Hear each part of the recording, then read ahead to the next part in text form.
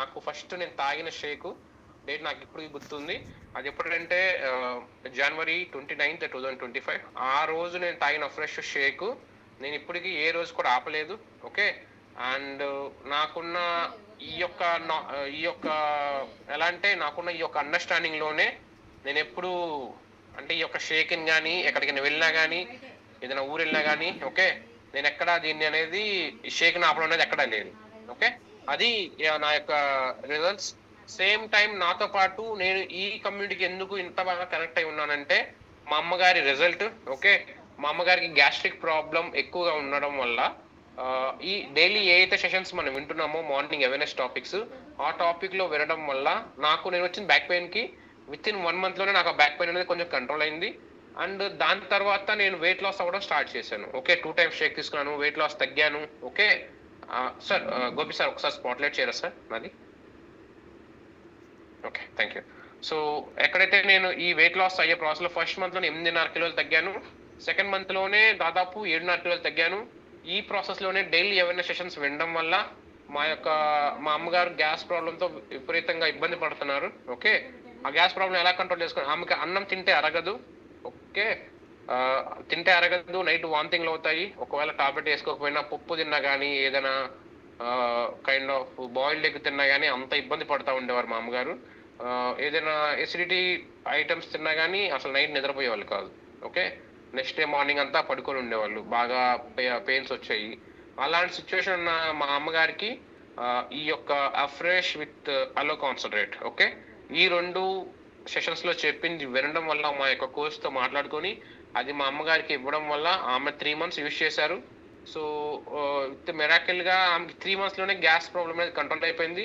Doctor గారి సలహాతోనే tablet ఆపాము. So అది నాకు హెర్బాలైఫ్ లో నేను స్ట్రాంగ్ గా నిలబడడానికి నాకు అది బాగా ఉపయోగపడింది. ఓకే, ఈ ప్రాసెస్ లో ఏంటంటే మా బాబుకి కొంచెం మోషన్ ప్రాబ్లం ఉండడం వల్ల వాళ్ళ డైనో షేక్ వాడడము, మల్టీవిటమిన్ ఇవ్వడము, అదే టైంలో మా వైఫ్ కూడా వెయిట్ గెయిన్ అవ్వడం, ఆమెకి యూజ్ చేయడం. సో ఇది మా entire family result. Okay, recent గా ఒక 2 days బ్యాక్ ఒక రిజల్ట్ విన్నాము. వాళ్ళు ఏంటంటే ఒక్క ఆమె రావడం వల్ల వాళ్ళ ఫ్యామిలీలో 12 members న్యూట్రిషన్ యూజ్ చేస్తున్నారు. సో నేను లెక్కేసుకున్నాను, నా వల్ల మా ఇంట్లో మా ఫ్యామిలీ ఎంతమంది వచ్చారు? దాదాపు 15 మంది వచ్చారు. ఓకే, ఈ న్యూట్రిషన్ వాడే వాళ్ళు మా ఫ్యామిలీలో 15 మంది ఉన్నారు నేను రావడం వల్ల. అదే నేను రాకపోయి ఉంటే వీళ్ళందరూ ఎవరు వచ్చేవాళ్ళు కాదు, వాళ్ళకి న్యూట్రిషన్ తెలిసేది కాదు. సో ఇలా దీన్ని ఎక్కువ మందికి రీచ్ చేయడంలో నేను అంటే ముందు వరుసలో ఉందామని నేను నిర్ణయించుకున్నాను. ఇది నా యొక్క రిజల్ట్స్. సో నా రిజల్ట్ అందరికీ నచ్చిందా? ఒక్కసారి అర్థం అవుతుందా నేను చెప్పింది? అర్థమైంది అనుకుంటున్నాను. నా రిజల్ట్ నచ్చిందా మీకు అందరికి?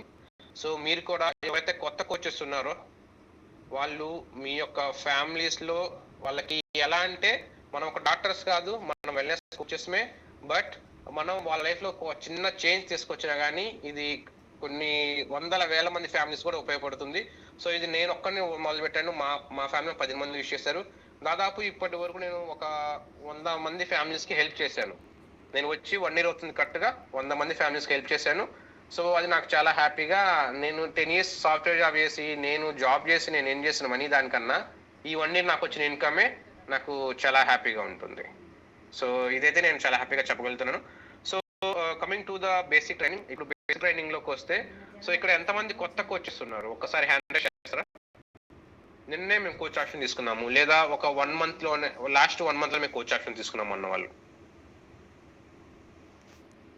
ఓకే, సో దాదాపు మన చిరంజీవి సుఖీభావ నుంచి 4 ఉన్నారు.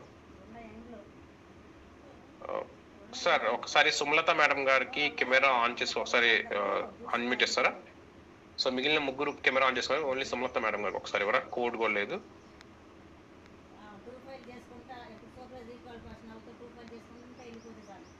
అన్మ్యూట్ చేసుకోండి మేడం.